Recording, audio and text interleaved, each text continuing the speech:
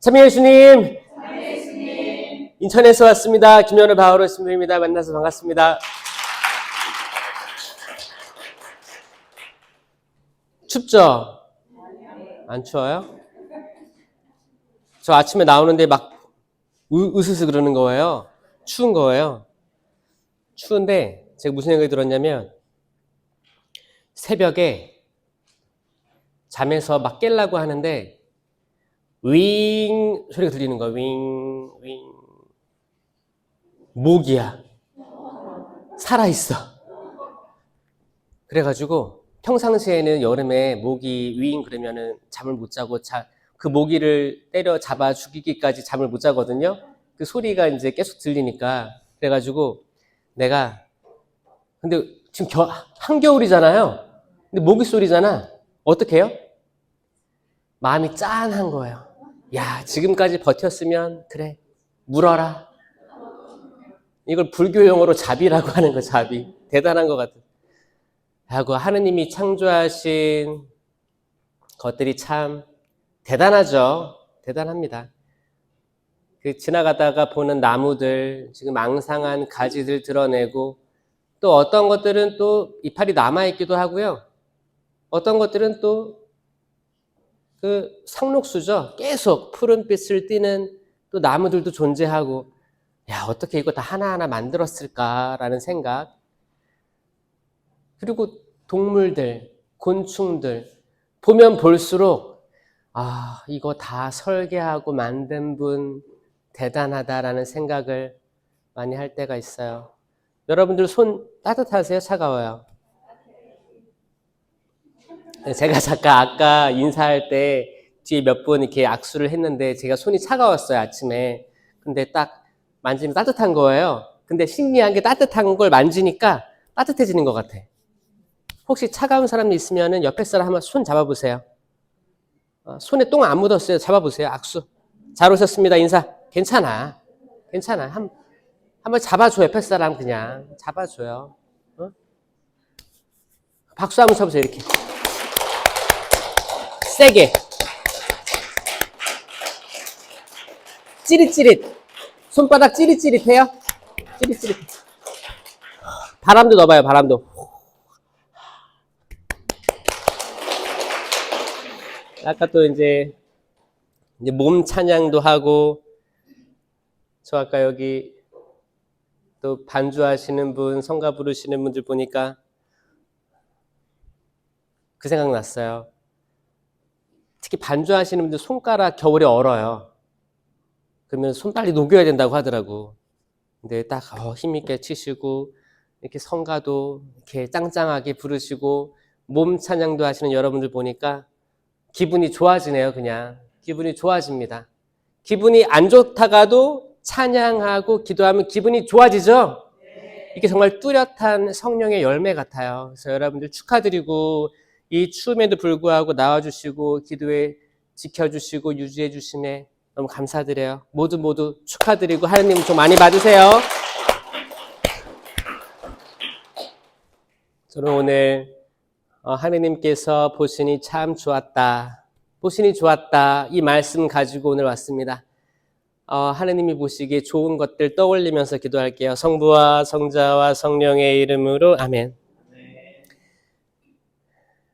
사랑이 많으신 주님, 당신의 사랑이 온 세상에 있습니다.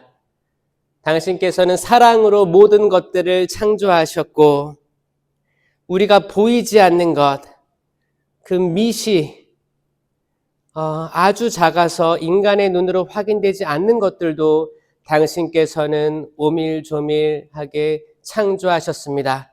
그들 나름대로 생태계를 만들어 주셨고 살아가도록 해주셨습니다.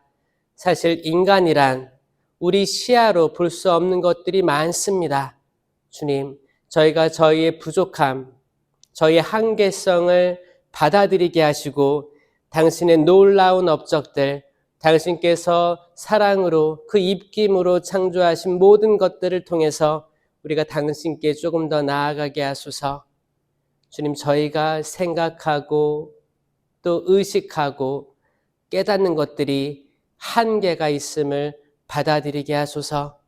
당신 은총의 신비, 성탄의 신비, 부활의 신비는 우리 시야로 다 헤아릴 수 없음을 받아들이게 하여 주시옵소서. 사랑이 많으신 주님, 저희 이 자리에 모였습니다.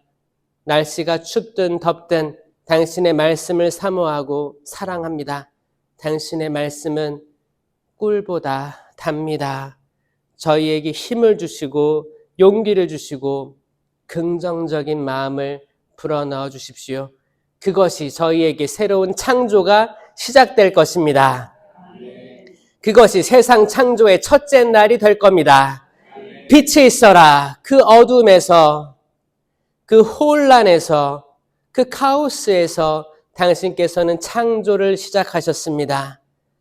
빛이 있어라.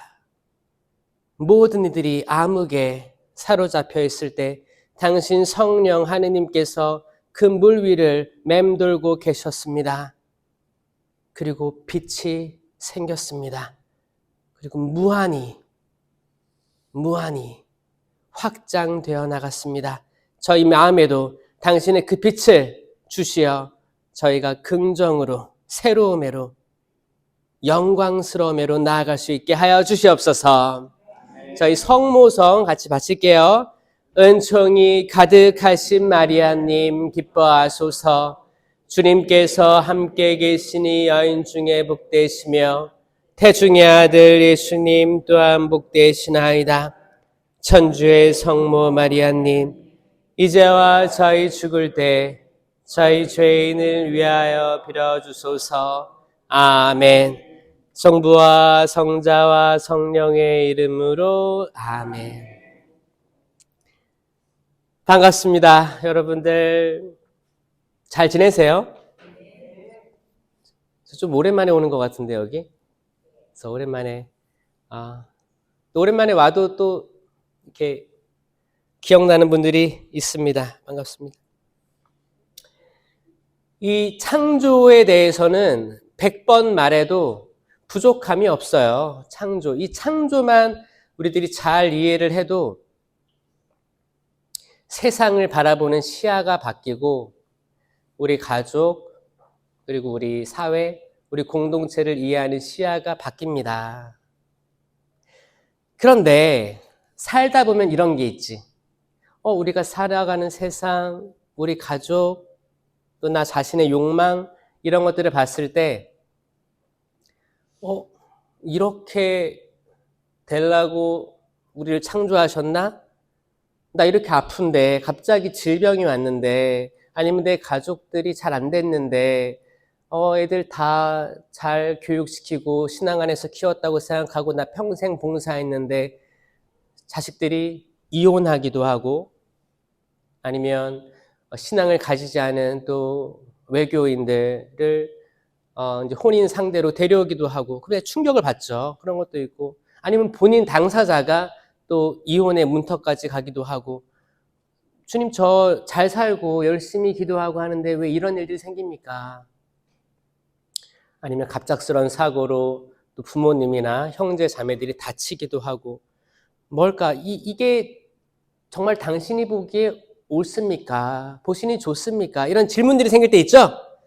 그럴 때는 꼭 여러분들 창세기 천지창조 읽으시고 저는 욥기로 초대하고 싶어요. 욥기 다 아시죠? 욥기 너무너무 재밌기도 하고 거기에 스토리들이 많아요. 그리고 되게 드라마틱합니다. 여러분들이 보는 모든 세상의 드라마들, 또 이렇게 드라마들이 재밌는 게 뭐예요? 드라마 이제 작가들이 드라마를 이제 그 시나리오를 쓰잖아요. 그러면 어떻게 쓰냐면 그런 거예요. 어떤 것들이 사람들의 마음을 사로잡을까?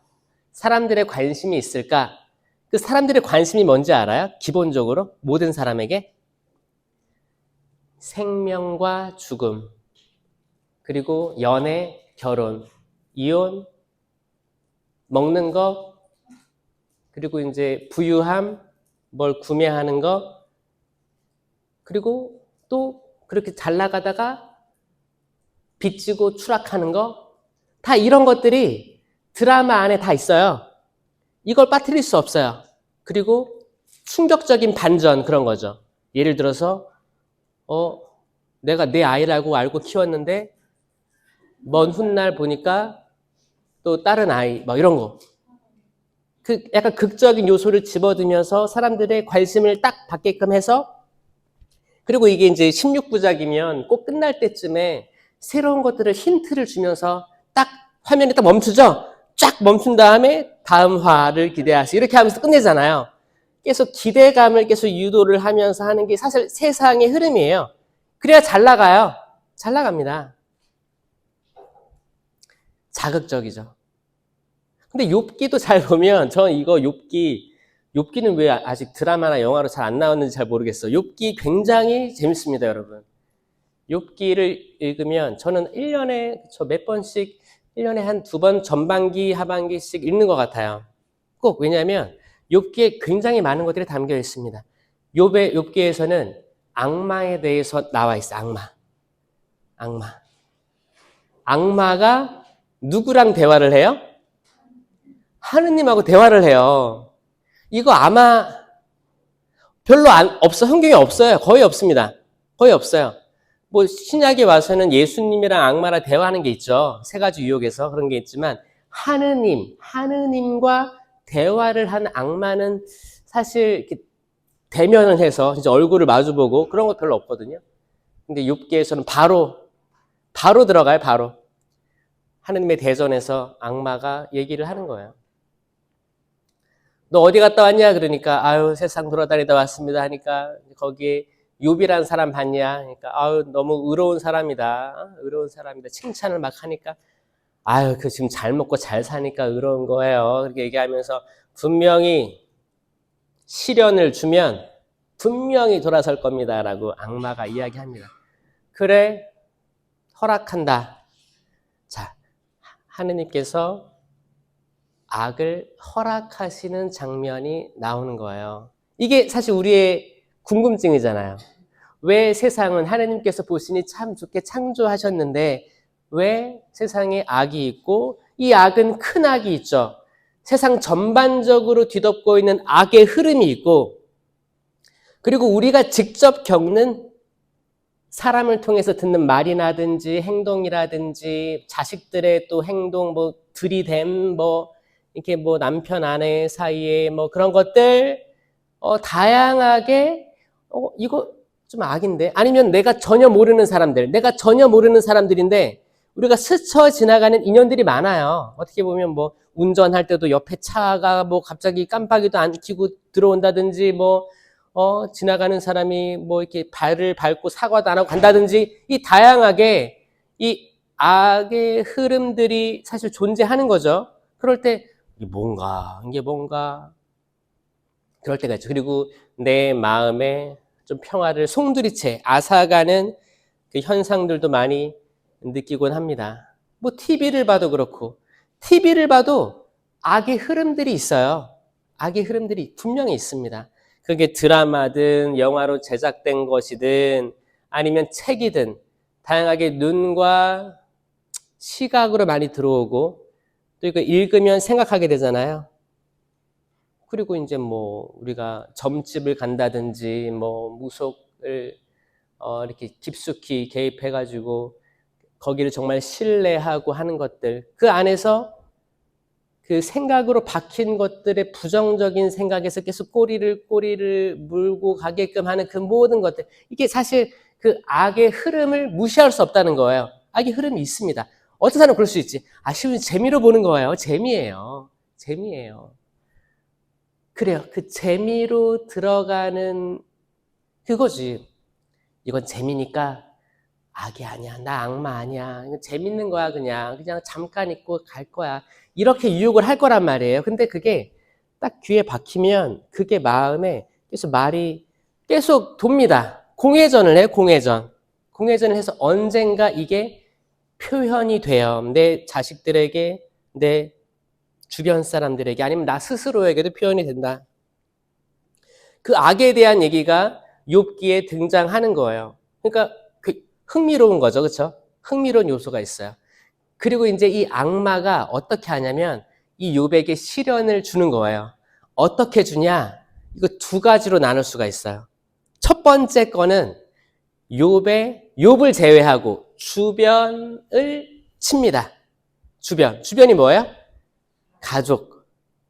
가족들, 그리고 가진 재산들이 뭘까요? 뭐 가축이나 뭐 양이나 소나 가진 집, 이런 것들을 다 불태우고 다 죽게 만들고, 이제 가족들도 아들이 7 있었어요. 아들만 7이 있었고, 성경에 나오기를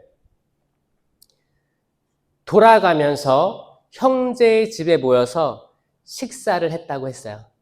그 식사가 그냥 뭐 단순한 식사겠어요? 파티를 열었어요. 잔치를 열었어요. 그러니까 형제도 돌아가면서. 형제가 7명 있었죠. 그럼 일주일이 며칠이에요? 7일이죠. 그럼 그 말은 뭐예요? 매일 잔치를 열고 있었어요. 얼마나 기쁜 삶이었을까요? 월요일은 원래 잔치를 열고, 화요일은 화가 나서 열고, 그러고 있죠? 맨날. 그러면서 이제 희생제사와 제물 같은 것들을 하느님께 바치는 걸 소홀히 하지 않았어요. 하면서도. 그러니까 뭐야? 기쁘게 살고 풍요롭게 살면서도 하느님께 드리는 제사, 번제물, 희생제물 다 했어요. 욥은 혹시나 가족들이 죄를 지었을까봐 특히 희생제물을 더 했다고 했어요. 그러니까 이 말은 곧 뭐예요? 부유한 사람들도, 부유한 건 사실 기준이 다르잖아요. 내가 강남에 아파트를 가지고 있어요. 근데 다 빚이야. 그 사람 진짜 부유한 걸까요? 잘 모르겠죠? 여기 어디야? 일산. 여기도 나 아파트 2채 가지고 있어. 근데 다 빚이야. 그리고 다 묶여 있어. 그러면 사실 이게 부유하다고 할 수 있을까요? 아니요. 근데 시골에 있는 초가집 살면서 그 사람들이 바라볼 때 강남에 살든 일산에 살든 어디 살든 부자로 보이겠죠? 이거 사람 기준에 따라 다 다르게 보인단 말이에요. 정말 진짜로 부유한 사람들이 존재해요. 근데 그 부유한 사람들이 있는 성당은, 그 지역 성당은 대부분 부유한 사람들이 많을 거라고 추정할 수 있죠. 추정할 수 있어요. 그럼 그 성당 신자들이 천국 가는 길이 쉬울까요? 어려울까요?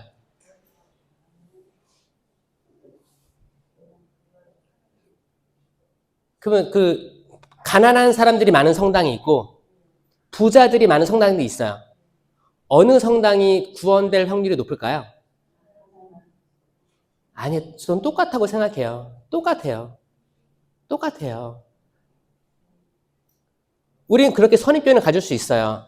아, 부자가 하늘나라 들어가는 것보다 낙타가 바늘귀로 빠져나가 더 쉽겠다라고 했잖아요. 그러면 아, 세상에 구원받을 리가 그렇게 적습니까? 물어보잖아요. 제자들과 대화합니다. 그 부유함은 그렇게 받아들이면 안 됩니다. 결국에는 마음의 부유함, 마음의 가난함으로 나눠지는 거예요. 마음이 가난한 이는 행복한 거죠. 부자들도 마음이 가난할 수 있어요, 없어요? 있어요. 부자들이 마음이 가난해질 수 있고 가난한 이가 마음이 부유함에 머무를 수가 있습니다. 내가 알고 있는 게 다가 아닐 수 있어요. 내가 알고 있고 내가 주관적으로 믿고 있는 게 다다. 나는 다 통달했다라고 믿는 그 교만함이 더 무서운 거예요. 사실 우리가 알지 못하는 것들이 많이 있습니다. 이 무지함을 받아들이고 주님, 제가 눈 뜨고 세상을 살지만 제가 알지 못하는 것들이 세상에 참 많은 것 같습니다. 당신께서 제 영 안을 열어주셔서 더 멀리, 더 넓게 볼 수 있는 지혜, 또 지혜의 눈, 지식의 눈을 허락해 주소서라고 기도하는 것은 굉장히 넓은 기도예요. 그렇지 않아요? 사실 우리가 보이는 게 다가 아니라는 건 다 알죠. 여기 꽂혀있는 장미, 저 장미를 자세히 본 적 있으시죠? 자세히 잘 보세요. 저거 가까이서 보고 하면 정말 다른 세계가 보입니다.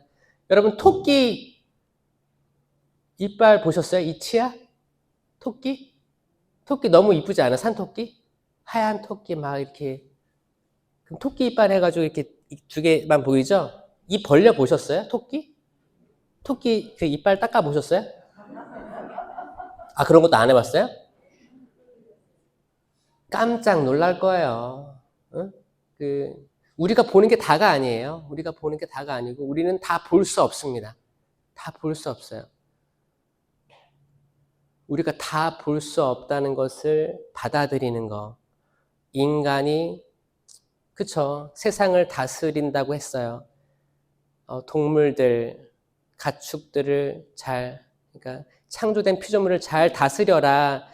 이제 창세기에 이제 인류에게 허락된, 어떻게 보면 권위죠. 신적으로 부여된 권위예요. 잘 다스려야 되는 거 맞아요. 다스리는데 잘 알아서 그 눈높이에 맞춰서 다스려야지. 그렇죠? 눈높이에. 만약에 내가 코끼리를 다스리려고 코끼리를 발로 뻥 찼어요. 그럼 코끼리가 꿈쩍이나 해요? 안 하겠죠. 근데 강아지를 발로 찼어. 그럼 꿈쩍해요? 깨갱 하면 가잖아요. 안 차보셨어요? 찼다는 건 아니고 상상으로 가능한 거예요. 같은 힘으로 코끼리를 찼을 때랑 강아지, 고양이, 더 작은 미물, 만약에 개미가 벽에 붙어있는데 발로 차면 죽는 거잖아요. 같은 걸로 했을 때 사실 상대방의 어떤 힘이나 능력이나 이런 것들 비교했을 때 거기에 맞게끔 다스려야 되는 게, 이건 돌보다예요. 돌보다. 사실 세상을 다스려라 이렇게 하는 게 아니고 돌보아라, 이런 뜻으로 하느님께서는 창조를 명하셨고 인류에게 그 소명을 주신 거죠. 잘 돌보아라. 그게 뭐 교황님께서 말씀하신 찬미 받으소서, 그 회칙에도 드러나 있는 거예요. 사실 프란치스코 성인이 자연과 더불어 살았죠. 항상 비둘기도 어깨에 올려져 있고 이런 모습 많잖아요. 그 프란치스코 성인이 정말 육체의 욕망과 싸울 때는 이 장미, 거기에 가시들이 많으니까 거기에 뒹굴렀다고 하죠. 그러니까 가시가 없는 장미가 나왔다고 하잖아요. 그것도 기적이죠. 그러니까 더불어 사는 거. 다니엘이 사자 굴에 갇혔을 때 그냥 어울렸다고 하죠. 사자는 으르렁대고 항상 뭘 쥐어 뜯는 습성이 있는데 온순한 약간 고양이과 느낌 들게 같이 어울렸다고 하고, 뭘까? 피조물들, 온 창조물들이 어떻게 하면 어울려서 살 수 있을까? 근데 그런 모든 것들을 욥은 잃어버렸어요. 순식간에 잃어버렸습니다. 욥은 그때까지만 해도 하느님을 원망하지 않았어요. 하느님께서 좋은 걸 많이 주셨는데 나쁜 거라고 어떻게 거절하겠습니까? 라고 하면서, 이건 굉장히 초월한 사람입니다. 초월한 듯 얘기했어요. 아니, 자식도 잃고 다 잃었어요. 가축도 잃고 부자가 정말 땅으로 꺼졌어요. 잿더미에 앉아서 죄를 뒤집어 쓰고 회개하는 마음으로 기도하고 있었어요. 그러니까 친구들이 이제 하나씩 오죠. 첫 번째가 욥을 제외한 주변의 재앙이었다면, 두 번째 재앙은 욥 스스로에 대한 재앙이었어요. 뭐였냐면 간지러움, 그 간지러움 병이었죠. 그렇죠? 그러니까 아토피인가, 지금 생각해 보면 굉장히 심한 아토피 본 적 있어요, 여러분? 그 나중에는 그게 되게 오래되면 피부가 두꺼워지더라고요. 두꺼워지고 이게 그 각질부터 해서 굉장히 고통스러운 것들을 저는 지켜봤어요. 그게 병원 치료로도 한계가 있고 한의로도 한계가 있고, 그것만, 그 간지러움만 약간 좀 잠재우는 것 뿐이지 결국에는 너무 고통스럽겠다라는 생각을 합니다. 그러니까 그 깨진 유리 조각으로 막 긁는 거예요. 그 정도면 엄청난 거였던 거예요. 그러니까 또 긁으면 피가 나고 딱쟁이 안고 다시 살이 돋아나겠지만 이게 예전 살보다는 더 두꺼워지겠지. 그러니까 그 뾰족한 걸로 긁지 않고서는 이 손톱으로 해결이 안 되는 거예요. 점점점. 욥은 그 정도였어요. 그 정도였어요. 그러니까 너무 힘든 거예요. 너무 힘든 거예요. 그럼에도 불구하고 세상은 좋은가? 내가 가진 모든 것들을 잃어버리고 결국 나의 건강, 내가 가진 행복들도 다 잃어버렸는데 여전히 세상은 보기 좋은가에 대한 질문이거든요. 이거를 계속 보다가 나는 이야기가 어떻게 끝날까가 궁금한 거예요. 처음에 읽을 때. 여러분들 그렇게 생각 드셨었어요? 욥기를 읽어보긴 했어요? 욥기가 뭐예요? 그런 거 없죠? 욥기. 그러다가 이제 하느님이 친구들 많이 왔다 갔다 하고 친구들이 계속 얘기하는데 신학적인 얘기만 합니다. 신학적인 얘기하고 너가 분명히 잘못한 게 있었을 거야 라고 그 논리로 가요. 너가 잘못했으니까 이런 것들이 생겼을 거야 라고 추정합니다. 근데 결국에 잘못해서 그런 일이 생긴 거였어요? 아니죠? 이거를 깨달아가는 과정이 나오는 거예요. 이제 신약에 와서 태어날 때부터 장님인 사람이 있었어요. 사람들이 그럽니다. 주님, 저 사람은 뭔가 죄가 있어서 저런 장님이 됐습니까? 병에 걸렸습니까? 그게 아니다. 하지만 그 사람을 통해서 놀라운 일이 일어나게 하기 위함이다라는 답변을 하셨단 말이에요. 자, 이거를 잘 아시는 분들은 세상의 많은 다양한 어려움, 나에게 닥친 어려움, 내 주변에 닥친 어려움을 잘 이겨낼 수 있는 지혜가 반드시 생깁니다. 아멘? 이거 믿으세요? 그걸 통해서 더 놀라운 일이 일어나게 하기 위함이다. 아멘? 분명히 악마는 우리에게 시련을 줄 거예요. 가족의 시련, 나의 시련, 내 주변의 시련을 줄 겁니다. 이건 예언이에요, 예언. 반드시 줄 거예요. 반드시 줄 거예요. 저에게도 줄 겁니다. 이거를 다 초월한 인간은 존재하지 않습니다. 분명히 줄 텐데, 이걸 통해서, 이게 끝이 아니고, 이게 드라마의 끝이 아니고, 이 다음 화는, 지금 16부작이면, 16부작 마지막인데, 진짜 내 삶이 최악이야. 영적인 드라마에서 17회가 있을 거예요. 16회가 마지막이 아니고 17회 보너스가 있을 텐데 이때 다 회복될 걸 믿습니다. 이게 신앙의 궁극적인 거예요. 욥기 다시 돌아가서 하느님께서 욥과 만나주세요. 왜냐면 욥이 어떻게 이런 일이 있을 수가 있습니까? 너무너무 속상하고 괴롭고 세상을 푸념하고 그 의로웠던 욥이 이제 샤우팅 하는 거예요. 샤우팅 뭔지 알아요? 소리 질러 볼까요? 자, 하나, 둘, 셋. 와! 지금 조금 했지만 샤우팅은 진짜 크게 하는 거겠죠? 샤우팅 하면서 울어본 적 있어요? 이걸 오열이라고 해요. 오열. 샤우팅, 소리 막 지르면서 그거를 우리가 천주교에서 할 수 있는 데가 마음껏 할 수 있는 데가 사실 이렇게 세미나나 철야기도 이렇게 그런 피정 그런 거겠죠. 그때는 그렇게 샤우팅 해도 아무도 뭐라고 안 그래요. 그러니까 어떻게 보면 탈출구 같은 느낌이 들고 사실 이게 정신적으로 많은 좀 긍정적인 효과도 사실 주기도 합니다. 욥은 오열한 거예요. 샤우팅한 거예요. 내가 믿고 있던 하나님, 내가 지금까지 살면서 희생제물, 속죄제물도 그렇게 바치면서 혹시나 내 가족들이 잘못한 게 있을까봐 미리 짐작해서 속죄제물도 봉헌하면서 그런데 주어진 부유함도 누리면서 내가 그렇게 잘못한 게 없는데 나한테 왜 이런 일들이 생기는가에 대한 질문을 그렇게 참다가 그리고 많은 똑똑한 친구들이 찾아와가지고 너 이렇게 했어 그런 모욕도 들으면서 사실 그런 거 아닌데 나 그렇게 살지 않았는데 이 궁금증에서 결국에 터집니다.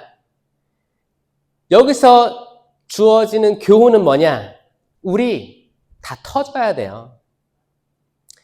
그냥 고상하게 앉아가지고 묵주기도 이렇게 하고 마치 세상을 다 아는 것인 듯 그런 분들 사실 존재합니다. 예를 들어서 3회에 들어간 사람들, 그러니까 그건 뭐예요?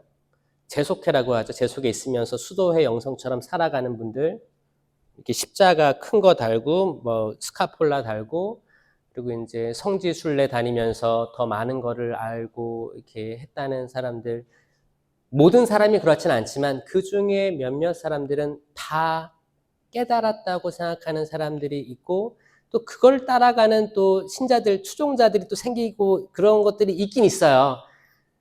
그래요. 또 잘 가는 사람이 있겠지만 그런 사람들도 추락할 때가 올 텐데 이때가 진짜 보석이 드러나는 때예요. 그러니까 여러분 바닷가에 조개들 이쁘잖아요. 조개 많이 주우러 다녀보셨어요? 해변 다니면서 이거 이쁘다 이쁘다. 이게 온전할 때 이뻐가지고 많이 줍잖아요.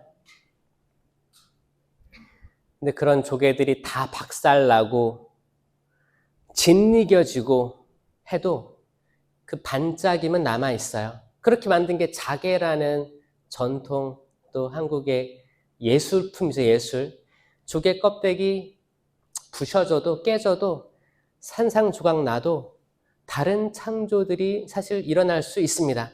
그런데 내가 가진 조개 껍데기 하나, 이거 온전히 내가 죽을 때까지 가지고 가야지, 이 이쁜 거. 그렇게 안 해도 괜찮아요. 괜찮아요. 사실 이거는 우리가 가진 시야일 뿐이지 더 큰 시야로 보면 우리가 부서지고 깨지는 거 그분이 보시기에 더 다른 레벨로 이동시키기 위한 하나의 방법일 수도 있는 거예요. 하느님 차원에서 훈육이지. 훈육이에요. 애기들 만나면 애기들 옛날에는 다 때렸죠. 저도 저 초등학교 때를 잊을 수가 없는데 6학년이었나? 저는 공부를 뭐 잘한 학생이 아니었고 그냥 멍 때리는 학생이었거든요. 그러니까 또 이렇게 6학년 교실은 또 꼭대기에 있었어. 4층 꼭대기. 그러면 창밖을 보면 창밖이 좀 있어요. 멍 때리고 있으면 그러다가 이제 졸기도 하죠. 졸고 있으면 선생님이 뒤통수를 빡 쳐요. 그때는 그런 것도 잘했던 것 같아. 지금은 그런 거 없죠? 그러면 안 돼요. 그러면은 어떻게 깜깜한데 별이 보여요. 여러분들 약간 눈 감았다가 번쩍 이렇게 별이 보이는 거 알아요? 기억나요? 많이 맞아봤구나. 별 막 보여. 깨요. 그러면 내가 잠깐 졸았구나라는 거 알고 지금 같으면은 영상으로 찍어가지고 다 고발하겠지. 예전에는 그냥 내가 잘못했구나 그러고 있고 이렇게 다시 공부하려고 하고 그런 때가 있긴 했었는데 참 그때는 참 폭력이 그냥 다 좀 수용되는 전반적 사회의 흐름이었죠. 차라리 학부모들도 애들이 학교에서 처맞고 좀 바른 길로 갔으면 좋겠다는 마음이 있었을 수도 있어요. 집안에서보다 학교에서 이 사람 만들어 왔으면 좋겠다는 생각이 그때 컸었거든요. 이런 것들이 나중에는 바뀌었지. 훈육은 집에서 할 테니까 학교에서는 공부만 시켜라. 근데 문제는 뭐예요? 집에서 바쁘기 때문에 훈육이 안 돼. 그러니까 이제 이게 다시 사회적인 질문거리가 형성이 되는 거죠, 지금.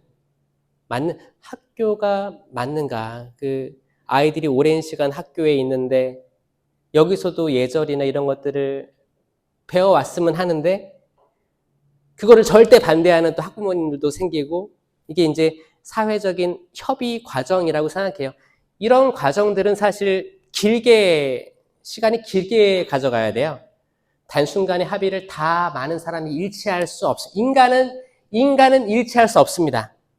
인간은 단시간 내에 합의할 수 없습니다. 정치권도 단시간 안에 만장일치 합의할 수 없습니다. 그런 거예요. 사람이라는 게 그렇습니다.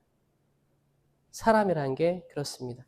마치 합의하고 일치하는 거는 서로 한 걸음 물러나고 한 걸음 물러나야지 적정섬에서 타협을 하는 거지 생각이 일치해서 타협하는 게 아니에요.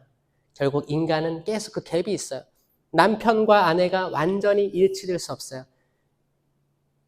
이제 둘이 아니라 한 몸이라 이렇게 얘기했죠. 그게 혼인성사잖아요. 근데 전혀 다른 뿌리에서 나왔어. 두 집이. 여기도 가정이 있을 거고 여기도 가정이 있을 거고 여기서 나왔단 말이에요. 이렇게 만났는데 어떻게 완전히 일치될 수 있겠어요? 살아가다 보니까 내가 이렇게 하면 남편이 조금 더 화가 나는구나. 내가 이런 행동을 했을 때 아내가 실망하는구나. 조금 조율해가면서 가는 거지 여전히 나의 삶의 습성이 있겠죠. 그게 완전히 일치될 수 있는가? 이건 눈에 보이는 일치보다 더 큰 일치, 하느님께서 보시기에 보는 일치가 있는 거예요. 이걸 깨달을 때쯤 아마 우리 세상 떠날걸요? 하느님께서 정확히 원하시는 그 100%의 이해에 도달하기 전에 우리 다 세상 떠날 거예요. 근데 우리는 그 지향을 가지고 있고 내가 지금 보지 못하지만 언젠가는 당신의 뜻을 깨닫고 세상을 떠난다면 이게 그만큼 행복한 게 어디 있겠습니까? 근데 만약에 내가 지금 뭐 나이 30, 40, 50, 60에 나이 50에 지천명이라고 하죠? 지천명, 50에 지천명. 하늘의 뜻을 안다. 요즘 나이 50에 하늘의 뜻 알기 저는 50 넘은 분들 많죠? 하늘의 뜻을 알았으면 이런 기도해도 안 하겠지. 그러니까 이게 옛날 사람 기준으로 50이면 진짜 죽기 얼마 전이에요. 진짜예요. 세상 마무리하는 단계였어요. 그러니까 60의 환갑이라고 했잖아요. 환갑은 제사상이에요. 사람이 살아있어도 제사상이랑 똑같습니다. 그러니까 뭐야? 이미 죽은 사람이라는 거예요. 그게 환갑이에요. 한 바퀴 돈 거예요. 세상 다 살았으니까 이제 귀신 음식하고 똑같은 거예요. 그게 그 옛날 그거였어요. 그러니까 60 살면 장수를 다 했기 때문에 언제 가든 이상할 게 없는 거예요. 그러니까 그 전 단계는 50이면 지천명, 하늘의 뜻을 안다라고 했던 거는 그 당시만 해도 이제 갈 때 얼마 안 남은 사람들은 대부분 이제 하늘의 뜻을 알고 행복하게 가라 뭐 이런 거였죠. 지금 나이에서 50이면 본당에서 나이 50이면 막 낼걸요? 거기 단체에서 커피 타고 그래야 되는 거 아니에요? 열심히 뭐 김장한다고 하면 그쵸? 이렇게 고무장갑 끼고 열심히 날라야 되는 거 아니에요? 저 청년이라고 해요. 청년. 그래요. 저희 인천교구도 1945라고 해요. 1945. 1945가 그 청년. 19살부터 45세까지가 청년이라고 해요. 5살 부족하잖아, 50에서. 50이면 뭐예요? 그러니까 청장년이에요, 장년. 청장년. 젊은 사람들이에요. 젊은 사람들. 그러니까 우리는 하느님의 뜻을 완전히 알 수 없다. 알 수 있다면 기적이에요. 전 기적이라고 생각합니다. 우리가 살아생전에 그 뜻을 안다면 기적이고 황홀한 마음으로 세상 떠날 수 있을 거예요. 그리고 이제 37장 욥기 이제 38, 39, 40 요 정도 그 후반기에 가면 하느님께서 직접 욥에게 하신 말씀들이 있어요. 이게 창세기 1장, 2장, 3장과 연관이 되어 있습니다. 신기하지 않아요? 그래서 여러분들 혹시 좀 이게 힘든 때가 있고 세상 돌아가는 게 좀 이렇게 어렵고 뭘까 이해가 안 되는 게 많으면 창세기 천지창조 읽으시고 그리고 이제 욥기 37, 38, 39 그 많은 혼란을 다 당하고 하느님이 욥에게 하신 말씀 읽어보면 조금 매칭이 좀 됩니다.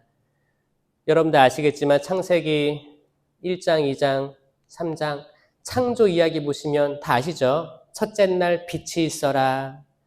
이 빛은 그냥 우리가 아는 이런 빛이 아니라는 거죠. 왜냐? 넷째 날 태양이 만들어졌기 때문에 사실 태양이 있어야 세상의 모든 빛들이 들어옵니다. 그렇죠? 그때 이런 전구가 있었겠어요? 그 말 하는 게 아니죠. 태양빛, 세상의 빛을 얘기하는 거니까. 그럼 첫째 날 빛은 태양빛이 아니겠거니라고 받아들여야 되는 거예요. 태양은 넷째 날 만들어지니까. 그럼 그 빛은 우주의 시작의 빛이라고 추정될 수 있는 거예요. 그걸 과학적으로 논증하고자 하는 노력은 사실 뭐 시간 낭비일 수도 있는 거죠. 굉장히 추정되는 게 이제 빅뱅 이론이라고 해서 우주도 처음에 번쩍 폭발로 시작되었다라는 게 지금 과학 가설로 가장 합리적인 거죠. 빅뱅 이론인데 뭔가 어느 때 어느 과정에서 조건이 맞아가지고 번쩍 폭발했다. 이걸 대폭발이라고 합니다. 이게 우주의 시작이에요. 과학자들도 공유하고 있고 이거를 천주교에서 굳이 배척할 필요는 없다. 왜냐면 창세기랑 맞으니까.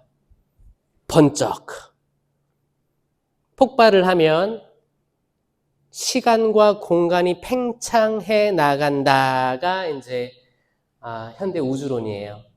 그렇게 팽창해 나가면서 생긴 우주다.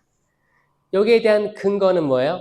우리가 허블 망원경으로 봤을 때 지금까지 발견되지 않았던 별이 발견되더라. 그러니까 팽창하고 더 많이 나아가고 있다는 증거가 된다. 여기에 대해서 천주교는 그런가 보다. 오히려 창세기를 얘기해 주는구나. 팽창. 그 시작은 폭발이었고 그 빛이 있어라는 우주 개념으로 봐야 되는 게 맞습니다. 둘째 날 하늘과 바다를 가리셨죠. 궁창 위의 물. 그 당시만 해도 이렇게 동그란 구 안에 지구가 있다고 생각했었거든요. 그러니까 이게 궁창이에요. 궁창 위의 물은 하늘이 되는 거고 궁창 아래의 물은 바다가 되는 거였어요. 개념이. 그렇게 이해를 했던 거죠. 셋째 날은 땅이 나타나게 하셨다. 그러니까 물이 빠지면서 땅이 드러난 거였어요. 자, 이 첫째 날, 둘째 날, 셋째 날은 다 장소, 공간이라고 제가 계속 얘기했죠. 공간이에요. 공간. 담을 그릇. 담을 그릇이다. 담을 그릇. 그 다음부터 이제 이 그릇에 담기 시작하시는 거예요. 이게 하느님의 지혜입니다. 놀라워요. 넷째 날 그 우주라는 그릇에 해와 달과 별들을 심으셨다. 다섯째 날 그 하늘이라는 그릇, 바다라는 그릇에 물고기와 새를 심으셨다는 거죠. 기가 막히지 않습니까? 만약에 실수해가지고 새를 먼저 만들고 근데 하늘이 없어. 바다에 있는데 새가 있어. 살 수가 없잖아요. 이거 한 번만 바뀌어도 안 되거든요. 질서 있게 만들어졌다. 땅 위에 짐승들 사람 만드셨다. 보시니 좋았다. 보시니 좋았다. 보시니 좋았다. 사람들 만들고는 보시니 참 좋았다라고 성경은 증언하고 있습니다. 맞습니까? 네. 참 좋은 이유가 뭘까요? 이런 말을 들을 수 있고 생각할 수 있고 내 자유의지로 뭔가 결정할 수 있는 것. 이게 참 좋은 우리입니다. 맞아요? 참 좋은 여러분들, 참 좋은 여러분들 옆에 있는 사람은 참 나쁜 사람일까요? 참 좋은 사람일까요? 자, 이게 사실 이제 신학적으로도 봤을 때도 이게 궁금증이죠. 나는 참 좋게 만들어졌는데 내 옆에 사람 보니까 참 그지 같은 거예요. 나는 내가 하느님 보시기에 참 좋게 만들어졌다고 난 믿어. 나 너무 소중하고 감사하고. 근데 딱 보니까 설마 저 사람도 만드셨다고? 라는 생각이 드는 거예요.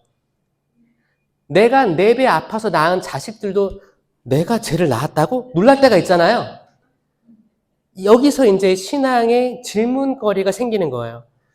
나는 그래 성경에서 그랬어. 보시니 참 좋았다고 해서 나는 그래 난 믿겠어. 난 보시니 참 좋아.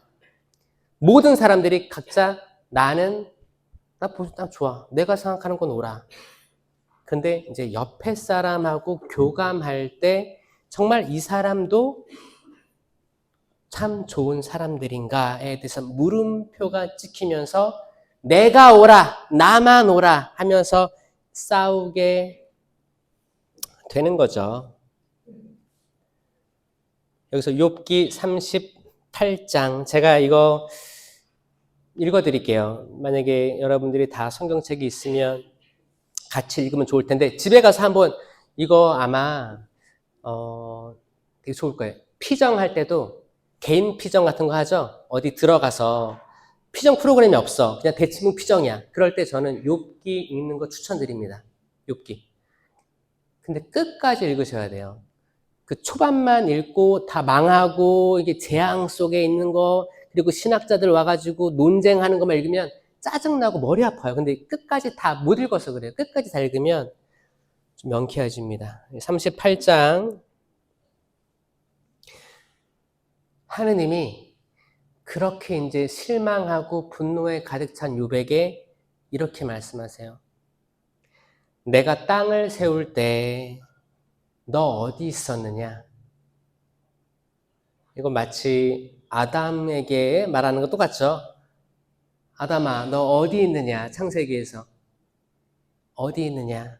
이거 우리 모든 인류에게 말하는 거예요.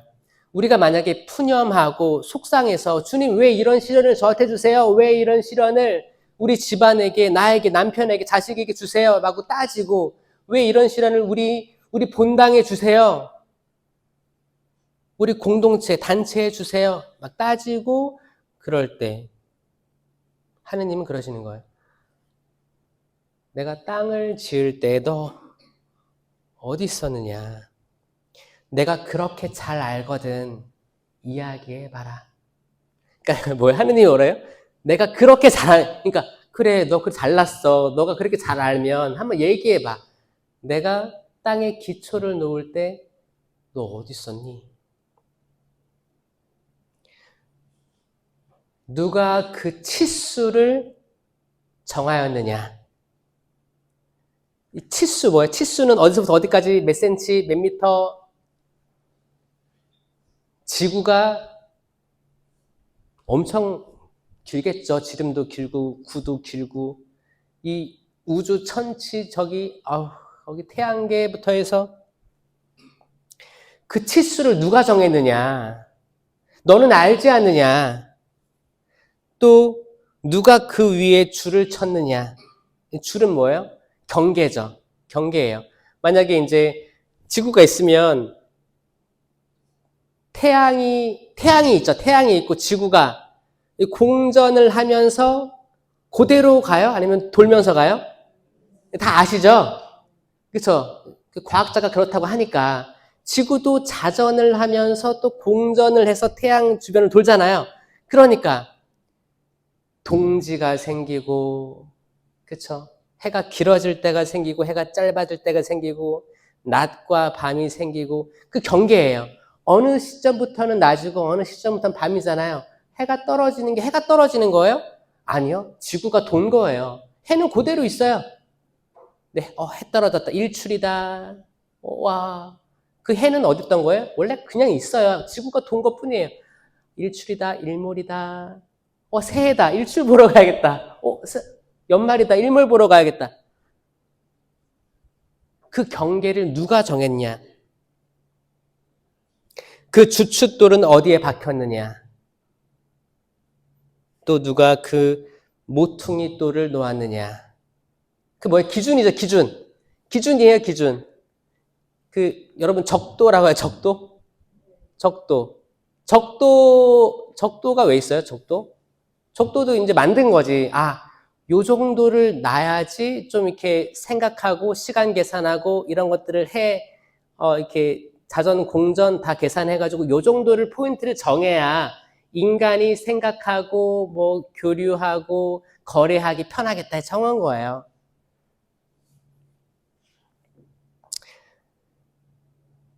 내가 그 위에다 경계를 긋고 빗장과 대문을 세우며 하느님 말씀입니다. 여기까지는 와도 되지만 그 이상은 안 된다. 너의 도도한 파도는 여기에서 멈추어야 한다. 할 때 말이다. 그러니까 하느님께서 만약에 기준 마련했어. 바다는 여기까지만 이렇게 밀물 썰물 때 여기까지만 들어와야 돼. 더 들어오면 안 돼. 이 선을 누가 만들었냐 그거. 욥은 지금 뭐예요? 헐. 멍 때리는 거예요. 뭐예요? 자기가 보던 세상 그 위에 어마어마한 걸 보여주시는 거예요. 상상해 보는 거예요. 누가 문을 닫아서 바다를 가두었느냐? 야, 이 표현도 기가 막힌 거죠. 바다를 가두었다고? 근데 사실 보면 바다가 지금 지구의 70%죠. 70%가 물이라고 하잖아요. 바다예요. 우리 몸도 70%가 물이라고 하잖아요. 그러니까 그 Mother Earth라고 해서 그러니까 지구를 이렇게 얘기하는데 엄마 지구예요. 뭐냐면 그대로 사람이라는 거예요. 그 생태계가. 마치 우리도 작은 지구라는 거예요. 작은 생태계라는 거예요. 모든 인간들이. 이 70%의 물이 없으면 이 생태계가 잘 돌아가지가 않는다고 합니다. 이건 과학자들이 밝혀낸 거예요. 이 기가 막히게 세상이 흘러갈 수 있게 만들어진 게 70% 정도의 물이 존재하고 그 중에 어떤 데는 저기 북극이나 남극에는 얼음이 크게 있어야 생태계가 굴러가는데 얼음이 줄어드네, 얼음이 늘어나네, 엘니뇨, 엘니냐 뭐 이런 현상들이 지금 이 환경이 좀 변화됐다 놀라는 거예요. 이게 과학자들이 밝혀내는 수준이에요. 근데 그 이상의 것들을 밝혀낼 수가 없습니다. 최근에 뭘 발견했어요? 그 한국 사람 대단해요. 과학자들이 그 북극의 빙하 그 밑에 생명이 탄생하는 그 물고기가 알 낳고 이게 가능하다라는 걸 처음으로 이걸 찍어가지고 학계에 보고했대잖아요. 그러니까 생물이 살 것 같지 않은 그런 데도 하느님이 오밀조밀하게 다 거기에 맞는 생물들 다 만들어내시고 다 살게끔 해주신 거예요. 내가 구름을 그 옷으로, 먹구름을 그 포대기로 삼을 때 내가 그 위에다 경계를 긋고 빗장과 대문을 세우며 여기까지만 해라. 동물들도 여기까지만 해라. 사람을 해치지 말고 여기까지만 있어라. 너는 평생에 아침에게 명령해 본 적이 있느냐? 기가 막히죠? 그냥 시적이에요. 와, 그래서 하느님 대단하시다. 이게 뭐 지금 21세기에 쓰여진 거예요? 이건 노벨 문학상 저리 가라고 그냥 끝났어요. 이 욥기로 끝난 거예요. 너는 아침에게 명령해 본 적이 있느냐? 아침아 와라! 밤아 와라! 명령한 적이 있어요? 그냥 때가 되면 아침이 오고, 그렇죠? 이걸 다 설계가 됐다는 거예요. 새벽에게 지시해 본 적이 있는 거, 새벽. 자, 아침하고 새벽에 경계가 있어요? 동틀력, 그런 거 보셨죠? 일출 같은 거 볼 때. 일출 나오기 전에 일단 새벽이죠? 좀 이렇게 빛은 없지만 완전 어둠에서 조금 다른 색깔로 변하잖아요. 그 경계를 누가 정해요? 누가 정해? 그때 새벽이 동틀 때 땅은 도장 찍힌 찰흙 형상을 드러낸다. 형상을 드러낸다. 너는 바다의 원천까지 가보았느냐? 바다의 원천? 헐, 바다의 원천이 뭐야? 뭐예요? 정말 다른 차원의 질문들이 계속 나오는 거예요. 다른 차원입니다. 바다의 원천이면 그 시작 아니에요? 시작. 바다의 시작이 어디 있겠어요? 모르죠. 사람은 모릅니다. 시면의 밑바닥을 가보았느냐가 아니고 시면의 밑바닥을 걸어보았느냐. 자, 이 표현이 기가 막히죠. 시면의 밑바닥. 아주 깊은 시면이 있을 거 아니에요, 바다. 지구가 이만하면 바다가 이 시면까지 있어요? 아니에요. 이 중간에는 멘틀이에요. 핵이에요, 핵. 용광로입니다. 바다는 어디까지 있어요? 이 표면밖에 없어요. 표면인데 이 표면 중에서도 끝에까지 가봤느냐? 이게 크게 생각하면 별거 아닌 건데 인간에겐 말도 안 되는 일이죠. 이 시면까지, 바다 밑바닥까지. 거기를 걸어보았느냐? 걸어봤어요? 우리 뭐 수영장 밑바닥은 걸어보겠지. 근데 그 밑에, 야, 그거 뭐 어떡해.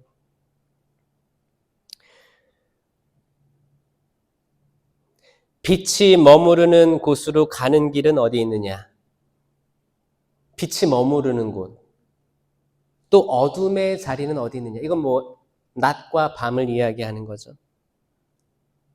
근데 어떤 데는 아예 어둠이 없는 데가 있어요. 들어보셨죠? 그걸 백야라고 하죠. 그러니까 밤인데 그냥 맑은 거예요. 해가 안 떨어지는 곳이 있습니다. 너는 눈 곳간에 들어간 적이 있으며 우박 곳간을 본 적이 있느냐?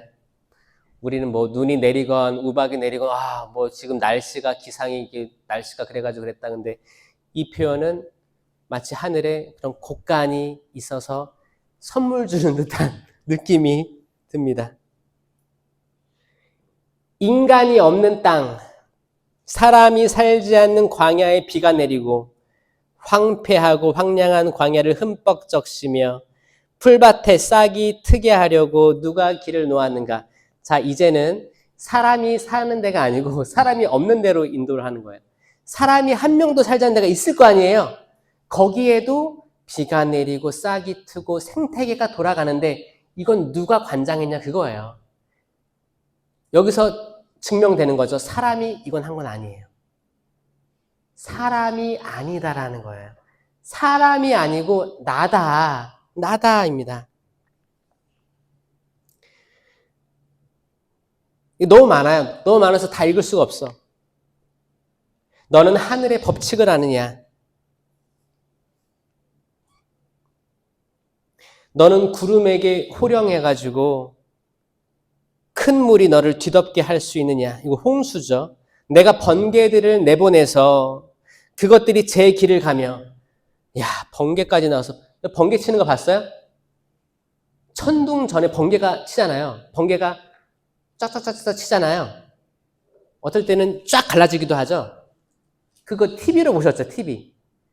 그 길을 누가 정했냐, 그거예요. 그 길을. 그 번개가 지나가는 그 길을, 쫙 퍼지는 길. 그거를 사람이 어떻게 정해요? 이거 뭐예요? 완전 경외의 차원으로 초대하는 경외. 그거예요. 내가 인식하지 못했을 때, 내 뇌가 자리 잡고 생각하기 전에 너는 어머니 모태에 있었어요. 자, 그 10개월간 어머니 모태에서 우리가 만들어질 때 세포가 하나하나 분열되고 손가락, 발가락이 생기고 심장이 뛰기 시작했을 때, 자, 이런 것까지 들어가 보면 우리라는 존재는 뭐예요? 설명할 수 없는 게 엄청 많은데 내가 다 아는 것이냐? 사람들에게 강요하고 심판하고 이거에 대해서 얘기하시는 거예요. 그냥 우리는 그 세상에 아침에 눈 뜨는 걸 그냥 경외스럽고 흠숭하면서 감사하게 살기에도 바쁜데 마치 내 판단이 100% 옳고 상대편 생각이 100% 그르다라는 그 교만. 사실 악마가 기가 막히게 현혹시키고 있다. 그리고 이제 하느님께서 이제 그 시선을, 욥의 시선을 이제 6일차 사람, 동물들 창조한 대로 이끌어가요. 그러니까 순차적으로 다 이끌어가는 거예요. 창조된 순차적으로 다 이끌어가면 설명해 주는 거예요. 그리고 너는 암사자에게 먹이를 사냥해 줄 수 있으며 힘센 사자의 식욕을 채워줄 수 있느냐? 그것들이 보금자리 속에 웅크리고 있다가 덤불 속에 숨어 기다리고 있을 때 말이다. 그러니까 단순히 이게 암사자, 수사자가 있는데 다 배고파. 먹이를 줄 수 있느냐 이 말이 아니고 보금자리에 있거나 덤불 속에 숨어서 보고 있는 거예요. 뭐예요? 긴장감이 있는 상태예요. 그러니까 사자가 마음 먹었어. 나 오늘 먹이를 사냥해서 네 새끼들 줘야 돼. 나도 먹어야 돼. 배고픈 거예요. 배고픈 사자가 이렇게 풀숲에서 이렇게 볼 때 있죠? 그 내셔널 지오그래피 그런 거 보면, 동물의 왕국 보면 이때 그 큰 손이 얘가 먹을 게 이게 필요하니까 가젤 한 마리를 줘야겠다. 사슴 한 마리 줘야겠다. 이렇게 너가 줄 수 있느냐. 욥에게 그러는 거예요. 너가 들판에 사자가 얼마나 많겠어요. 근데 이렇게 줄 수 있겠느냐. 그 누가 주는 거냐. 거기에 설령 가젤이 있고 뭐가 사슴이 새끼가 뛰어다니고 있어. 그럼 먹겠지. 그 생태계조차 그 크신 눈으로 관장하더라 그거예요. 그 사슴은 이미 풀들, 나무 이파리 먹었겠지. 다 이 생태계조차 사람이 관장할 수 없거늘 그렇게 뭐 안다고 왜 자고 있는데 깨워 이런 거예요. 삼위일체이신 하느님은 돛담배에서 이렇게 내가 창조한 바다에서 이렇게 자고 있는데 사람들은 물 퍼내고 우리 다 죽어요. 다 죽어요. 일어나세요. 예수님 일어나세요. 그러니까 약간 이런 느낌이죠. 욥이 하느님을 깨운 거예요. 이게 39장 가면 더 재밌는데 다 읽을 수 없고, 뭐가 나오냐면 바위 사냥. 바위 사냥 알아요? 사냥인데 바위에 살아요. 절벽. 그래서 굽은 발 4개잖아요. 굽이 바위를 타게끔 딱 창조돼 있어요. 그러면 따각따각 그럼 거기에 막 이렇게 표범 같은 게 이렇게 노리고 있으면 그 절벽들을 또각또각 다니는 게 그건데 새끼들을 낳아요. 절벽에 새끼를 낳아요. 절벽에 새끼를 낳으면 새끼 때부터 또각또각 걸어요. 또각또각 걸어요. 그러면 그 사냥은 새끼를 두고 도망가요. 도망갑니다. 들나귀들도 새끼 나면 도망간대요. 타조 알 두껍죠? 왜 두꺼운지 알아요? 커요. 알 낳고 도망간대요. 묻어버려요. 도망가요, 그냥. 어떤 뭐 동물들은 잘 키우잖아요. 양육을 하는데 말도 출산하고 그거를 끝까지 데리고 가는 게 아니고 도망가고 좀 방치한다는 거예요. 그건 뭐예요? 여기서 이유가 나오는 거예요. 새끼들을 제 것이 아닌 양. 이게 지금 욥기 39장 16절 17절입니다. 새끼들을 자기가 낳았잖아요. 근데 제 것이 아닌 양 거칠게 다루고 제 노고가 허사됨을 두려워하지 않는데요. 그 동물들은 새끼를 낳잖아요. 근데 별로 모성애가 없는 거예요. 하느님, 그 이유가 뭐냐? 하느님께서 그것들에게 지혜를 허락하지 않으시고 슬기를 내어주지 않으셨기 때문이다. 이제 잘 돌보고 하는 지혜를, 세상 사람들이 아는 지혜를 주셨다면 같이 돌보다 같이 위험에 처할 수 있으니까 각자 도생인데 그것마저도 하느님이 더 크신 지혜로 그렇게 살지 않으면 이 개체가 살아날 수 없으니까 그렇게 만들어주신 거예요. 그러니까 이제 만약에 새끼 입장에서는 태어났는데 나 혼자야. 두려울 수 있겠죠. 공포스러울 수 있겠지. 근데 더 빨리 다리에 힘을 기르고 그 절벽을 다닐 수 있게 된다는 거예요. 자, 여기에서 인간도 우리가 겪는 그쵸 어려움들 뭐 이렇게 짜증나는 것들 많잖아요. 내 뜻대로 안 되는 것들, 당장 이루고 싶은데 안 되는 것들, 여기서 멈추지 말고, 여기서 짜증내지 말고, 분노하지 말고, 격분하지 말고, 그럼 나를 통해, 이 어려운 시간을 통해서 나에게 주어질 그 영광스러운 때가 뭘까라는 희망과 설렘을 가지는 게 지혜롭다는 것입니다. 아멘. 믿겨주세요? 믿겨주십니까? 만약에 내 사랑하는 딸이 신자인데 신앙이 없는 남편을 데리고 온 거예요. 신랑감을. 그럼 난 속 터지지. 그런데 하느님께서 이 아이, 이 지금 내 사위를 통해서 영광스럽게 베풀어 주실 그 미래의 것은 무엇인가를 궁금하고 설레해야 되는 게 천주교 신자로서 가져야 될 것인데 지금 당장만 보고 야 헤어져. 우리 집안이 드릴 수 없어. 자, 이거에 대해서 한번 생각해 봐야 한다는 거죠. 우리 시야보다 하느님의 시야가 더 넓다는 거, 여러분. 이건 어마어마한 진리입니다. 맞습니까? 이 영광스러운 일을 알려주신 하느님께 감사의 박수 올려드립시다. 여러분들이 생각하는 것, 상상하는 것 그 이상의 영광스러움을 우리에게 허락해 주실 것입니다. 영광이 성부와 성자와 성령께, 성부와 성자와 성령의 이름으로 아멘. 들어주셔서 감사합니다.